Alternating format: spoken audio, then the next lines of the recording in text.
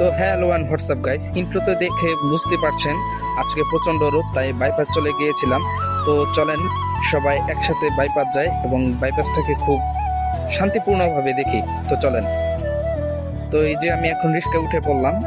তো রিক্সায় চড়ে এখন যেতেছি বাইপাস। বাইপাস চলে যাচ্ছি, সবাই চলেন একসাথে যাই। তো এই মাত্র বাইপাস আসলাম, এসে খুবই সবুজ শ্যামলা ঘেরা রাস্তা এবং পরিবেশ দেখতেছি, বাতাস খাচ্ছি, খুবই ভালো লাগতেছে।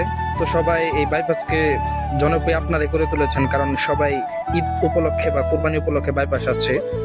তো এখন চলে যাই, সবাই বাইপাস আসবেন গরমের ভিতরে এবং সবুজ শ্যামলা ঘেরা এই পরিবেশটাকে এনজয় করবেন। Thank you. আর যারা যারা ভিডিওটা দেখতেছেন সবাই লাইক